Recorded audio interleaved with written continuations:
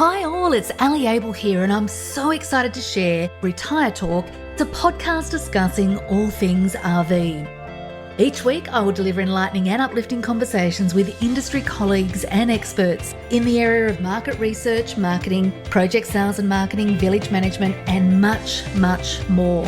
I hope you'll join me. Hi all and welcome back for the very last episode of Retire Talk for 2021. And what a year it has been. Well, today in our last episode for the year, I'm really excited to be speaking with Bronwyn White, who is the founder of New Young, a research and marketing intelligence company that helps businesses and destinations connect with the cashed up, time affluent baby boomer generation. She has been recognised for her depth of knowledge on the disruptive generation via a long list of distinguished clients through her report, The Marketing to Baby Boomer Playbook, including household names like Google and Tourism Australia. She is an internationally recognised keynote speaker on the topic of marketing to baby boomers. Bronwyn is passionate about smashing myths, stereotypes and age bias in marketing to baby boomers that is rife and, in her words, due to ignorance, prejudice and inexperience. She also says that it's costing companies and operators millions of dollars. Before devoting her work full-time to marketing to baby boomers, she worked at Qantas, Destination New South Wales and cant in a variety of sales and marketing and research roles. Well, Bronwyn, welcome. I must say, as a project sales and marketing specialist myself, I am really looking forward to our conversation together today and uncovering some of the myths and misconceptions surrounding the baby boomer generation. You have said that you're a baby boomer researcher, a great role to have, I imagine, considering that close to 30% of the Australian population are baby boomers, but you started out in tourism. Would you mind sharing with us a little bit about that transition from tourism to now becoming a baby boomer researcher? Okay, yeah, it goes hand in hand actually. My tourism life, I guess, led me to baby boomers. So that's right. I spent a good 20 or 30 years. Well, I'm still in work with tourism. I've spent my entire life in travel and tourism industry, and it started at Qantas. And I spent a good 15 years with Qantas and then Destination New South Wales, and have been consulting as a travel researcher from that point. But how I got into being a specialist in the baby boomer generation was through my travel research and through just my time in the travel and tourism industry. And how that happened is that I was doing research or conducting research on behalf of loads of clients, government clients, commercial clients. And, this included focus groups of baby boomers, of young people, millennials, families, couples, all sorts of people. And I probably have literally researched, I'd say, around 100 groups of baby boomers on behalf of others. And I just started seeing the trend when you do that so often and talk to people so often about what they want in life, what they can do, their travels and so forth, you really get a deep understanding of where these people are at. And it became very, very apparent to me over the years of the powerhouse that they are in terms of their wealth, their willingness to spend, and, in terms of their key differences to the previous generation of older Australians, so their parents. So I literally went from, my career researching their parents, which were, the traditional grey nomads, quite tight with their money, and to researching their children, the baby boomers, who are the complete opposite with their money. They have so much money, they have so much time, and they really were the ones that were sort of underpinning the growth and the boom in the travel and tourism industry. So that's what led me into this path of specialising in baby boomers. I just love these people. And look, I can tell that through a few conversations that we've had. Look, again, on the sales front, we've just seen such a change, I guess, particularly in the last couple of years with the baby boomers coming through and what they really expect.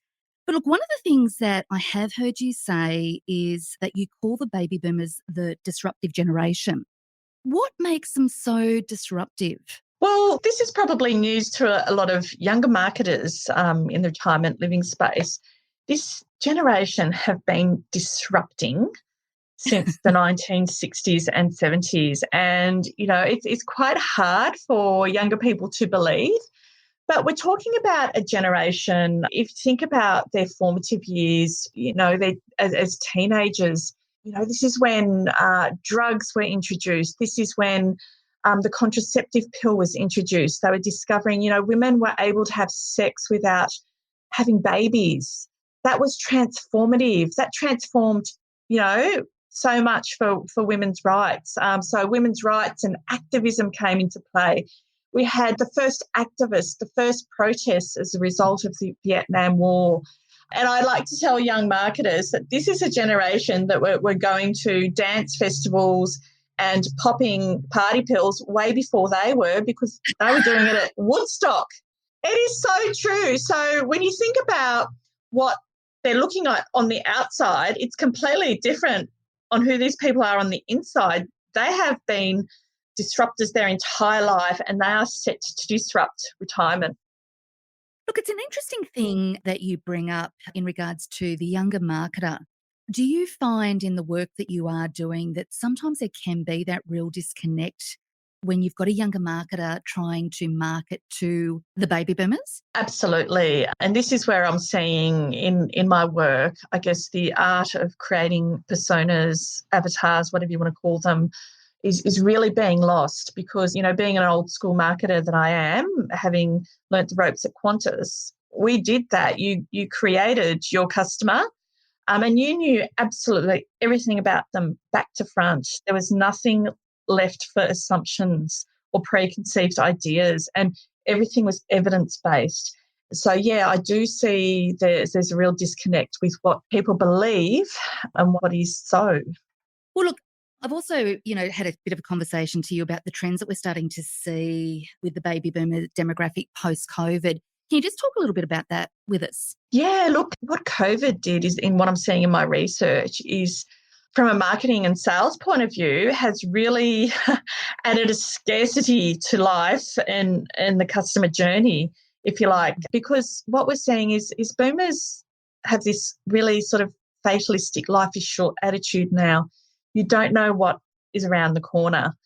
And what I love about this generation is that they've weathered storms before. They've had good times, they've had bad times, highs and lows. Some of them have weathered the GFC, if they were self-managed super funds. A lot has happened to them before. But what COVID did is made them look at life and death for the first time in their lives. So we're seeing really interesting trends like revenge travel. It's such a terrible term.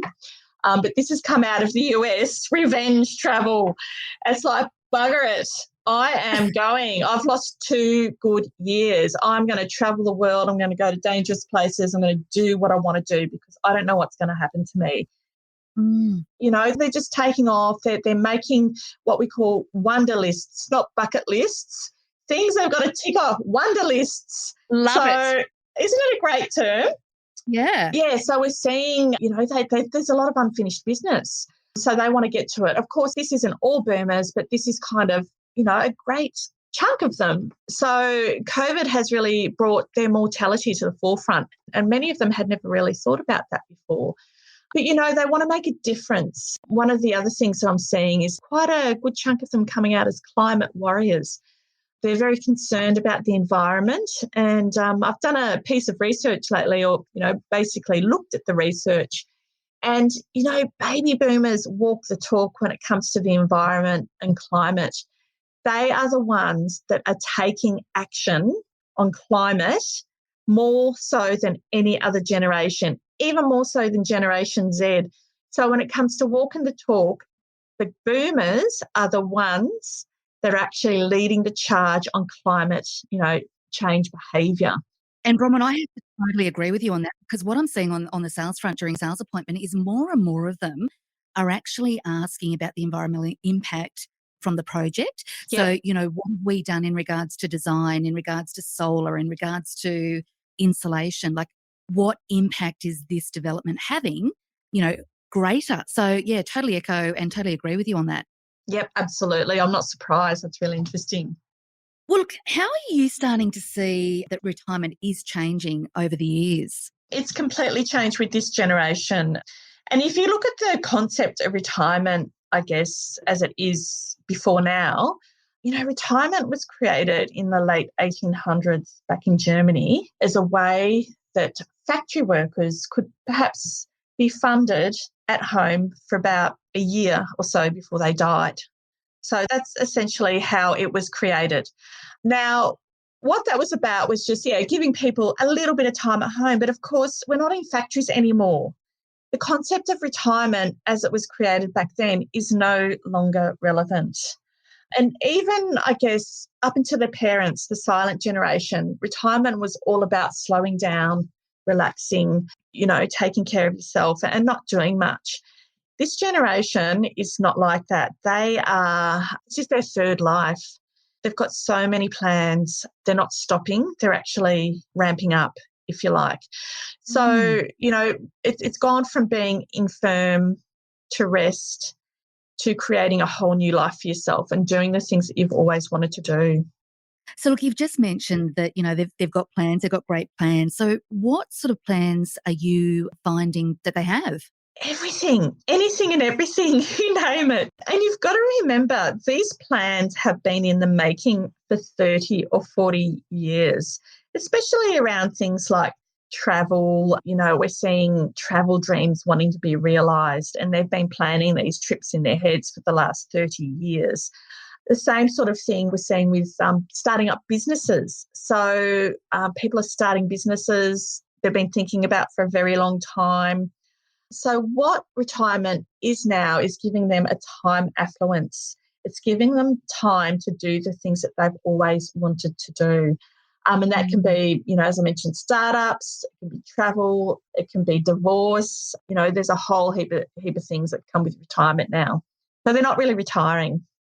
No, and I'm assuming that they've got a lot more money than any of the other previous generations as well. So that's having, major impact on their decisions moving forward as well. Absolutely, absolutely. So, yeah, they're the most cashed up, time-rich generation we will ever know.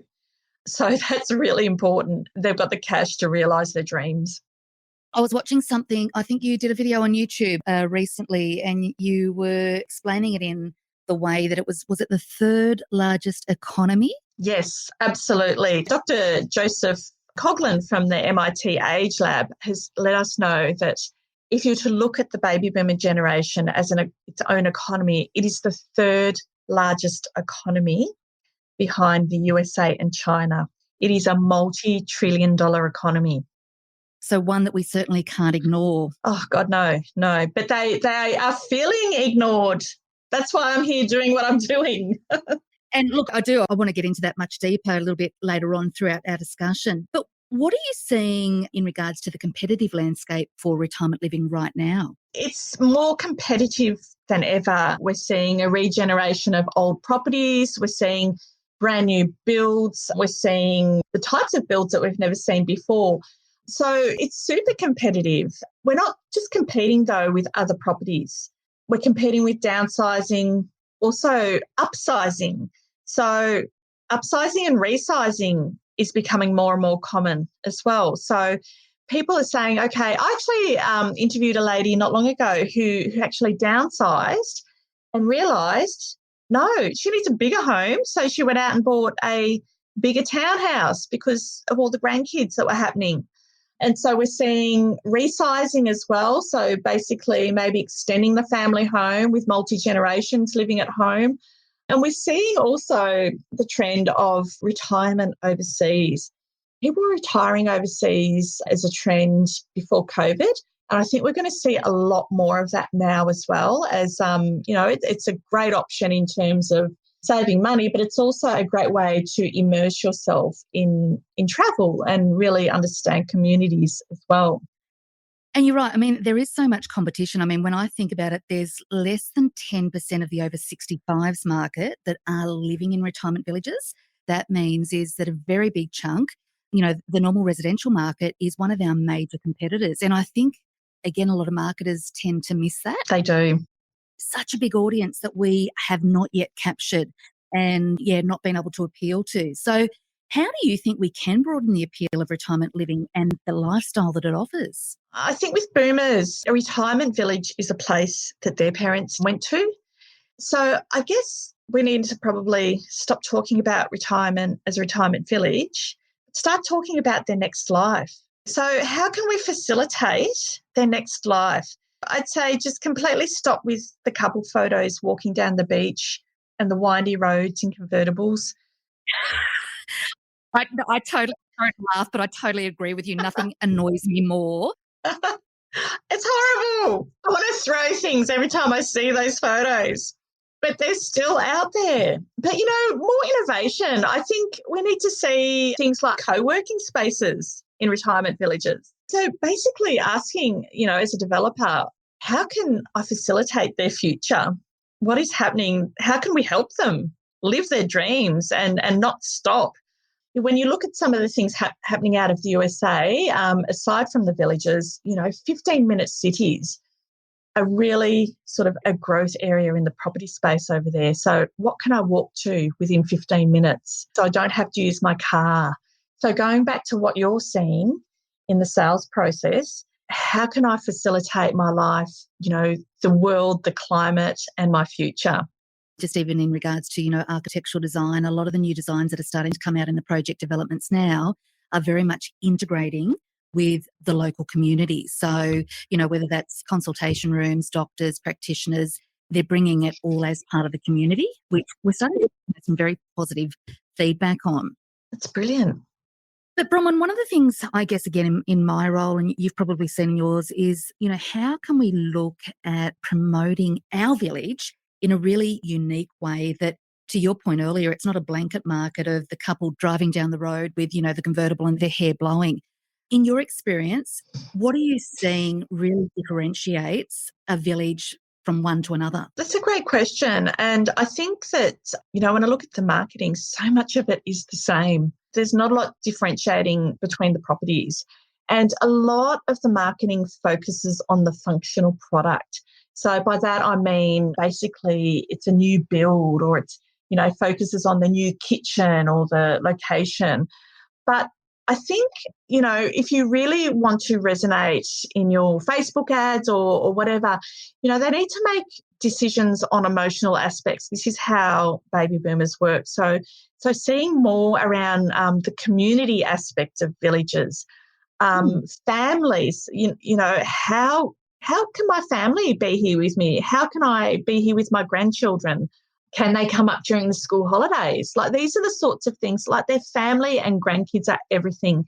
The number one important thing to baby boomers is their family and grandkids. Some pull factors, isn't it, really? Yeah. So that should be the number one thing that we're selling in marketing. Do you have a school holiday program? And as you mentioned, what are your green credentials? Facilitating more opportunities around time affluence, like I mentioned before, co-working spaces as well. So really kind of pulling away from the, how you would have marketed to their parents to, being much more innovative and emotional in the marketing. And I think that's, it really is about pulling on the heartstrings as well, having that key authentic message. One of the most successful marketing campaigns we ever did was we were hearing on the telephone calls that were coming in. One lady said to me, to your point, Ali, the village looks amazing, but you're always seeing couples. I don't think that would suit me. So we immediately changed that message because we'd also had a single lady recently lose her husband quite young, 65. And we immediately changed the message. We talked about the authentic, after losing my husband. A lot of people said, you can't say that. And I said, well, why not? That's the authentic truth. Bronwyn, that phone rang off the hook. And it ended up being one of the most successful lead generation campaigns that we've ever done. And what that has taught me personally is that you really have to be listening to exactly what's happening and what people are saying right now. Yep. And really remove yourself, as you said, from that blanket marketing. So I couldn't agree with you more on that. Absolutely. But look, how can you suggest that we really can improve our lead generation strategies? As I mentioned before, a lot of it is the same. I don't know whether they're coming out of the same sort of lead generation companies or same school of marketing. But again, what you said is spot on. It's okay to state that you are single because it's real. It's something that they Mm. can relate to. It is a great place for singles, for community. It's a great place to abate loneliness, which are some of the more emotional aspects and the problems that a village solves. Again, getting back to that evidence base, Ali, going back to see where their eyeballs are and what they like in terms of marketing. One of the things that I see, this is probably 95% of properties and retirement living solutions. The two most popular social media outlets are Facebook. Yep, we all have a good Facebook account. But number two is Pinterest. I could not believe this when you told me. Everybody has Instagram and Twitter. Boomers are not on Instagram and Twitter as much as they're on Pinterest. Talk about that a little bit more. Pinterest, it makes perfect sense to me because Pinterest is a great place to go as a hobbyist. And, we've got this thing sort of in retirement called time affluence. So boomers are time affluents. They're cash affluent, they're time affluent. So they're going to take up hobbies, they're going to pursue their interests they never had time before. And Pinterest is a place to go. It's a great community where people go for their hobbies and interests, anything from recipes to fashion tips to homewares. They actually have an entire downsizing community as well. So it's a place to go, to talk to people like yourself and to, look at, see what other people are doing. So, of course, boomers are on it because they're pursuing their interests. I have to ask you the question, have you yet seen one retirement village community advertising on Pinterest? None. So this is a massive opportunity. We're Go on for it. Go for it. And look, Facebook, it's interesting because that has really, I still hear people say, oh, I'm not going to advertise through Facebook. But if I think about my family, they are all on Facebook. They don't message us via SMS. They actually message via Messenger. So we're seeing a really big shift, I think, to your point around Facebook. Yep, Facebook's huge. You simply must have it part of your strategy. And as you mentioned, Messenger as well needs to be part of your customer journey strategy because they are on Messenger. So it's not a problem to actually include that as part of your strategy. I could talk to you all day about all of this, but look, one of the other questions that I hear around the board table with many clients is, how much digital versus how much print? What is the right mix? Can you give us any sort of insight into what you're seeing in regards to this? Yeah, look, at the moment, nobody's going to be happy with this answer, but I would say both. Because we have a generation, the convergence of paper to digital. While they're not digital natives, they lived the written content. So they love a brochure, they love long form content, but they also have embraced totally technology. So they want to read as much as possible. You have to have as much content as possible on your website, more content than any other target market, I might add. But they also like a map or a brochure. But if you had to choose the two, I actually think more and more because of COVID, you'd be okay going down the digital strategy completely. I think you'd be fairly safe in doing that now. It's funny, one of the things that I tend to do is I will always, like with an information pack, I will send it electronically to them, but I will also still post it to them in the mail, the exact same pack. So to your point, they can, visually pick it up and read it, hold it, feel it, if they're wanting to. So yeah, it's an interesting point. Well, look, we have touched on this, but I do want to, I guess, come back and circle back around to it, that this generation is so much wealthier than any other generation. Why do you think that the boomers are ignored or feel ignored? I think they're both. Look, to be honest, age bias in marketing to the over 55s is absolutely rife and it runs deep. So, we have companies spending millions of dollars on advertising, yet 90% of consumers over the age of 55 believes marketers do not understand them. So it's highly likely if you are listening to this podcast, it's you. It's probably unconscious, but it is deep. So going back to, you need to know and understand your customer back to front. You really do. And the other thing that I see is that, there's a genuine disinterest from younger marketers in older consumers, whether it's ignorance or prejudice. But, it could also be inexperience. But this is happening and it is costing your company millions of dollars. So we really need to go back to that evidence base because the stats are there. The numbers are compelling. You can't ignore them, yet they're being ignored. So when we talk about risk to operators that haven't, I guess, yet caught up to speed with the importance and relevance of it, what sort of risk are we talking compared to an operator that has really embraced this and really educated themselves on, what they should be doing? You'll just lose sales, basically. You'll be left behind because you simply will not resonate with today's baby boomer. For example, I see campaigns.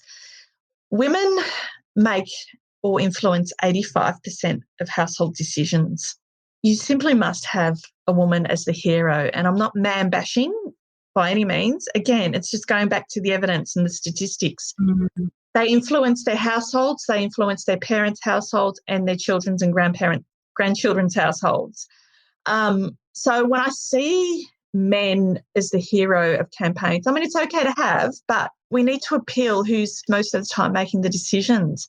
And it's a fact that, if you're using advertising agencies, the average age is, of an ad agency employee is under 35. And a lot of the creative directors are men. And again, I'm not man bashing. This is just going to impact your advertising strategy. So when you're briefing your agencies, if you use an agency, you really have to stay very, very close to what is going to happen in the end. Totally agree with you on that. And I think that's some really great advice for all of us.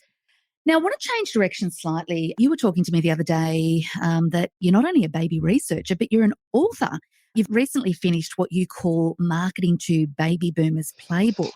Tell me more. So basically, it is research turned into a playbook. So essentially, my company, we release market intelligence reports about marketing to the baby boomer industry. And previously, it was very research focused. It was a research report. But I found that everybody's just crazy busy. They just simply do not have the time or energy to, read the research and figure out how to operationalize that research into tactical execution or strategy. So I've done the work for you. So I've taken the research and I have taken the main findings, the main trends in terms of marketing, lifestyle and home, and then actually created, tactical execution ideas for you. So anything from, the right visuals to use, do's and don'ts in the visuals. We just touched on Pinterest, for example. Why are you using Instagram when they're on Pinterest? I've created a retirement living content crusher list where, we just every day, what the hell do I create for content? So true. I've gone and I've researched that for you and, you're good to go for a year's worth of content. Brilliant. Look, I will come back later on just to see how people might be able to, because it's not out yet, is it? It's not out yet. I am applying the finishing touches. December. Yep, December. I'd like to know why you do what you do. What's your driver? What's your motivator? I absolutely love what I do. I just love these people. I love their attitudes to life. My company is actually called New Young because in all my research throughout the years, I remember one day I said to my colleague, baby boomers seem much younger than the young people that I interview. So, their outlook is refreshing. Their view on life is refreshing. They've weathered storms. They're philosophical about life. They're excited about their future. They're really wonderful to work with. It's interesting, that name, because aren't we finding that sort of in marketing and branding as well? People want to get away from words, and correct me if I'm wrong, seniors living. Is that wrong? If you referred to a baby boomer as a senior, they would tell you to F off, most of them. And they go straight to your competitor. So right. Lesson learned. Lesson learned. Word off warning. Any other words that we should be steering away from? Probably, the word senior and retirement village, which is a big problem. We still haven't figured that one out. But, when we talk to people about the term retirement village, the first is, I don't want to live with a bunch of old people. That's where my parents go. So again, that's something we have to address, as a barrier to entry. When does a client typically engage you, Bronwyn? Well, a client will typically purchase my blueprint, and then we do some consulting on top of that if they like. So everything I do is based on the research. And how do you typically, I guess, conduct your research and gather the information? We research several ways. So I do qualitative research via online bulletin boards and continually doing one-on-one depth interviews. So that's always happening. And occasionally we'll put out surveys for specialty type reports like the travel or the retirement living report. And there's also a lot of software where I can do search listening. So we can actually go in and figure out what people are looking for, what their intent is when they're searching on the internet, which is another layer that not many companies do. Fantastic. Look, if we were to break it down and I sort of said to you, look, give me your top 3 things that the baby boomers absolutely will not compromise on, and I'm sorry to put you on the spot with this, what would you say? They wouldn't compromise on family. Family is by far the number one, and their grandchildren. They have a love, and it's basically the grandkids and the pets are the 2 things that bring them back when they're travelling, believe it or not. They won't compromise. We're seeing a really high divorce rate right now, 90% driven by women. Interesting you say that, and I would love to talk about this a little bit more because, again, in the sales appointment, what we are starting to see is that you are getting the singles coming through, well, previously married, obviously split, and now looking for product where they can move into a community. Yeah, so it's becoming a really big thing that we're seeing. It's huge, and I can talk forever on this. And it's something I discovered in my depth interviews as people opened up to me. They come home and husband and wife might retire. The woman quite often says, "This is my time. I want to start my business. I want to go back to uni. I want to study. I want to travel." Hubby might be with her and support her 100%. He might not. He might want to just retire in the sense that his parents did. And she might look at him and say, "Well, I've got another 20, 30, 40 years. Yeah, that's not what I want. That's not what I want." And so that's what's happening. And it's an eye-opener. Well, I guess to that point, I'm working on a particular development at the moment, and unlike anything that I've ever seen before, traditionally we'll normally have probably, I'd sort of say 75% couples on a new development, balanced singles. On this particular one, I'd say we're almost as high as 45% singles. Wow. I'm not surprised. Phenomenal. So I think, to your point, there's another really key, strong marketing segment. Yes. And you know what? When I interview these women, many of them are not interested in another relationship. Their focus is on friendships. Interesting. So, a retirement community, retirement living option really works for them. So that's the second. So we've got family, divorce, and can you think of a third one? I think the third one, because of COVID, is probably no regrets. I don't want to regret not having done what I wanted to do. And the pandemic has really brought that out as well. Just, seeing anything from travel to starting a business to living somewhere else and trying to make sure that they've done everything that they said they would do in life.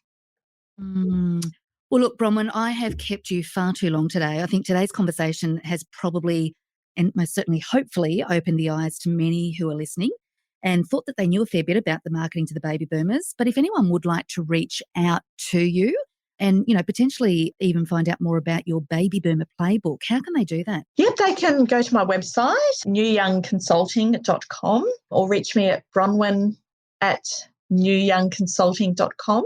And I'm also on LinkedIn. Fantastic. Now, anything else you think I should have asked you that we haven't covered that's really, really important today? Loads. You know what that means? We're going to have to come back for our second instalment I think in the so. new year. Yep. Fantastic. Well, look, I see that you've registered for the National Retirement Living Summit next year. Yes. I look forward to seeing you face to face because I'll be there too.